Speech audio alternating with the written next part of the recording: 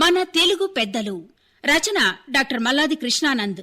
చదివినవారు శ్రీ రొక్కం కామేశ్వరరావు. ఇవాళ శ్రీమతి జె ఈశ్వరీభాయ్ గురించి తెలుసుకుందాం. శ్రీమతి ఈశ్వరీభాయ్ బలహీన బడుగు వర్గాలకు, దళిత ప్రజల హక్కుల సాధన కోసం నిరంతరం కృషి చేశారు. 1950 దశకంలో డాక్టర్ బిఆర్ అంబేద్కర్ సిద్ధాంతాలు, ప్రసంగాలు, ఆయన ఆశయాల పట్ల ఆకర్షితులయ్యారామె.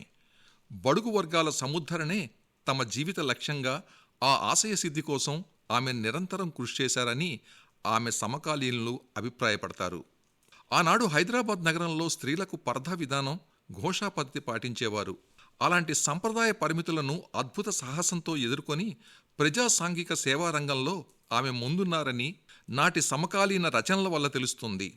ఈశ్వరీభాయ్ 1918 డిసెంబర్ 1వ తేదీన సికింద్రాబాద్లో ఒక సామాన్య కుటుంబంలో జన్మించారు. వీరి తల్లి శ్రీమతి రాములమ్మ, తండ్రి శ్రీ బల్లెపు బలరామస్వామి. సికింద్రాబాద్ చౌరస్తాకు దగ్గరలో గల చిలకలగూడలో నివసించేవారు. తండ్రి శ్రీ బలరామస్వామి నిజాం రైల్వేలో పనిచేసేవారు. ఈశ్వరీభాయి స్థానిక ఎస్పీజీ మిషన్ స్కూల్లో, అనంతరం కీస్ హై స్కూల్లో చదువుకున్నారు. ఆనాటి సాంప్రదాయాలను అనుసరించి ఆమె వివాహం 13 సంవత్సరాలకే పూణేలోని ఒక సంపన్న కుటుంబానికి చెందిన డాక్టర్ జె లక్ష్మీనారాయణతో జరిగింది.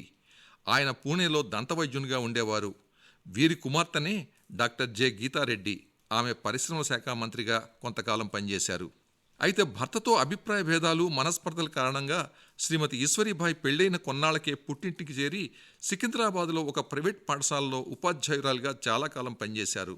నాటి సమాజంలో అణగారిన వర్గాల వారిపై జరుగుతున్న అకృత్యాల ప్రభావం ఆమెపై గాఢంగా ఉండిందని చెప్పాలి. తగిన న్యాయం కోసం పోరాడాలనే ఆకాంక్ష, బాబాసాహెబ్ అంబేద్కర్ వలె తాను కూడా సంఘసేవా కార్యక్రమాల్లో పాల్గొనాలని ఆమె ఆశించింది. దాదాపు ఈ సమయంలోనే 1951లో హైదరాబాద్, సికింద్రాబాద్ నగరాల్లోని మున్సిపల్ సంస్థలకు ఎన్నికలు తొలిసారిగా ప్రకటించారు.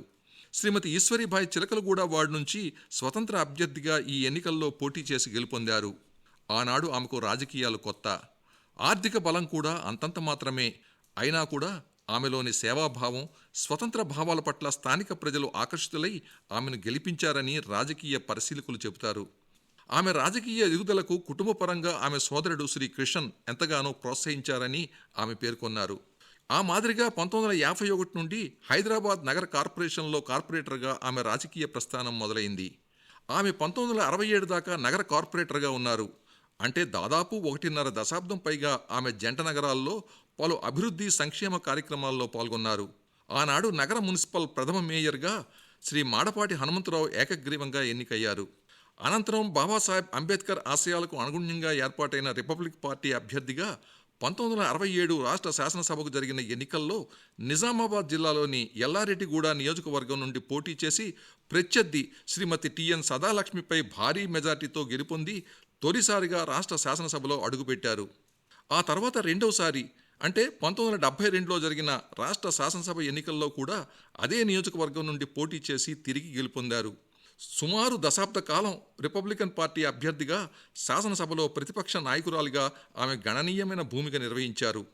రిపబ్లికన్ పార్టీ ప్రధాన కార్యదర్శిగా శ్రీమతి ఈశ్వరీభాయ్ ఆ పార్టీ ఆశయాలకు కట్టుబడి కడదాకా ఎనలేని సేవలు అందజేశారని రాజకీయ విశ్లేషకులు అభిప్రాయపడతారు.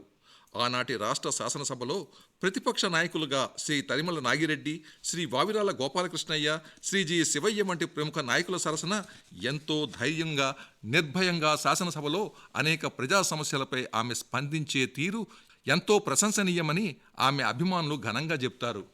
శ్రీమతి ఈశ్వరీభాయ్ కేవలం తన నియోజకవర్గానికి చెందిన ప్రజా సమస్యలపైనే కాకుండా యావత్ రాష్ట్రంలో జరుగుతున్న అనేక సమకాలీన సమస్యలపై స్పందించి అధికార పక్షం నుంచి సరియైన సమాధానాలు రాబట్టేవారని, ప్రజలకు న్యాయం జరిగేలా చూసేవారని చరిత్రకారుల రాతల వల్ల తెలుస్తున్నాయి.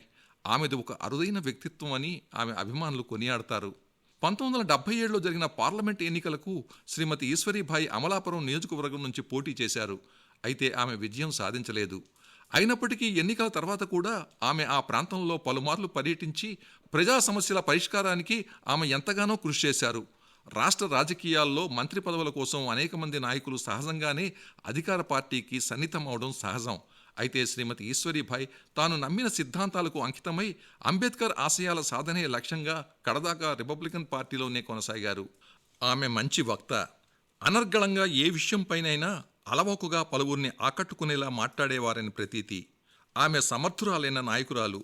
ఎదుటి వ్యక్తిని నొప్పించకుండా తాను చెప్పదలుచుకున్న విషయాన్ని సున్నితంగా చెప్పేవారామె. నిర్మాణాత్మకమైన వైఖరి ప్రదర్శించేవారు. తన దగ్గరకు అవసరార్థమై వచ్చేవారిని ఎంతో మర్యాదగా సాదరంగా పలకరించి వారి సమస్యల పరిష్కారం కోసం స్వయంగా కృషి చేసేవారామె. న్యాయమైన కోరికలను పట్టుదలతో సాధించే సాహసి శ్రీమతి ఈశ్వరీభాయ్. అలాగే బూటకపు మాటలు, బూటకపు వాగ్దానాలు చేయటం ఆమె ఎరగదని, కుండ బద్దలు కొట్టినట్టు మాట్లాడే స్వభావం ఆమె సొంతం. స్వయం కృషితో, నిరాడంబరతతో ఆమె ఉన్నత శిఖరాలకు ఎదిగారు. నేటితరం రాజకీయ నాయకులకు ఆమె ఆదర్శం. శ్రీమతి ఈశ్వరీభాయ్ 1991 ఫిబ్రవరి 24న స్వల్ప అస్వస్థతతో తుదిశ్వాస విడిచారు. ఆ మహనీయురాలి పేరిట 1991 డిసెంబర్ 1న ఒక స్మారక ట్రస్ట్ను ఏర్పాటు చేశారు. ఆమె జ్ఞాపకార్థం నగరపాలక సంస్థ ఆమె కాంస్య విగ్రహాన్ని సికింద్రాబాద్లో సెయింట్ మేరీస్ చర్చ్ ఎదురుగా గల 4 రోడ్ల కూడల్లో ఏర్పాటు చేశారు.